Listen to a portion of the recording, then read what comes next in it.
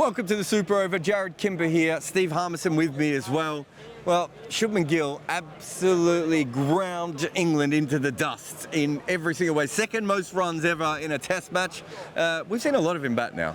Yeah, a bit too much for my liking. Yeah, I mean, as a bowler, when somebody does that well early on in the series, it's like even the sight of them in warm-ups is very, very annoying. But he's batted beautifully. He's played superbly, which is great. I mean, it really is. I mean, two great players retired in Rohit Sharma and Virat Kohli. People will question, did Virat Kohli retire too early? Well, looking at the last two pitches, yeah, well, he might be thinking that himself, going, I could have made runs here. He might be thinking that, but India, look, he retired. Did he retire too early? India, in these both games, have scored runs top order. So largely down to, obviously, with the captain, Shubman Gill.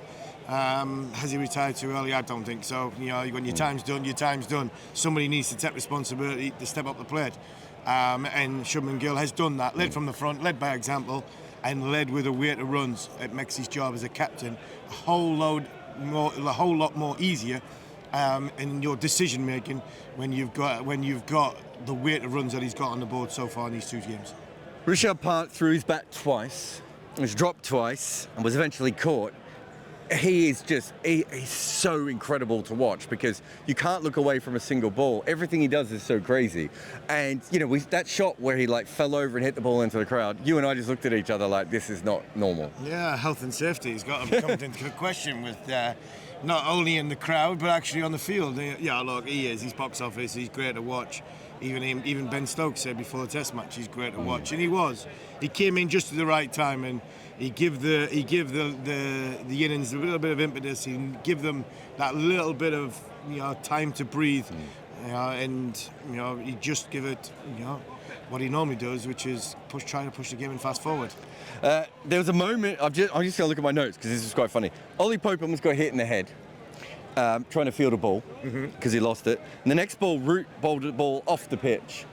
England completely and utterly were wheels off at that point, weren't they? They really did struggle. They were really tired. And they were tired, yeah. And it justifiably so. 150 odd overs in the first innings. A lot of overs in the second innings. I mean, I'll always give this team credit for sticking with it. I mean, that's two examples of, yes, it was getting a little bit raggy, but at not one point did I think England's heads drop. At not one point I didn't think England's heads were sort of giving up. I mean, the ball went to the boundary, they chased it.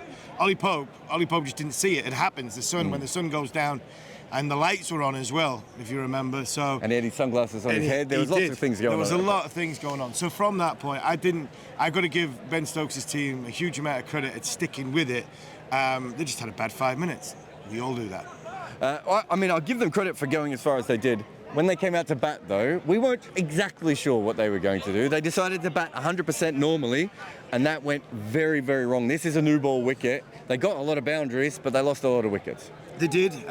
Zach will like to take both shots away from Edgbaston. I think he would like to take them both back, and he obviously hasn't contributed in the contest so far, but. I thought the ball to Ben Duckett got was the one that just nipped back nicely. I think you've got to give Akashdeep Mohammad Siraj some credit. Siraj overpitched, but he was trying to get wickets. Don't have a problem with that, with 600 on the board. And I thought Akashdeep's spell tonight was every bit as good as what Jasprit Bumrah's was at the end of, I think, day 2 at Headingley when he had the whole crowd. So, fair play. Look, I think India have totally outplayed England in this contest. They deserve to be where they are at this moment in time in the game. And yeah, you can ifs, buts, and maybes for England. But I think that was a good spell of bowling in the last sort of half an hour, 40 minutes of today's proceedings. New balls now, they've got through it. Maybe not unscathed, but they've certainly got through it. They've got to start again tomorrow. We're expecting some weather in the morning. It may not affect the actual game, but we are expecting some weather in the morning, right? There are footmarks on the wicket, but it's still a really good surface, right? Like, I'm not saying England's going to win, but it's not. There's no demons out there. The second new ball might be the trickiest thing. Yeah, that was the thing for me about the declaration. Can you get them into the second? When's the second new ball and how long is it going to be? And now with 108 overs, potential. Well, so that's gone down, hasn't it? So we lost 2 or 3 tonight. So it's about 60 odd overs. It's 105 overs England would have to bat to save the game. That gives them 25 overs with the second new ball. That probably just gives them enough time if they need that comfort blanket to have that. Look, you can question the declaration, you can question whatever, but the one thing is certain: this is a new ball pitch, and you've used it well. It's up to England now to counter-punch, and they're normally very, very good at that.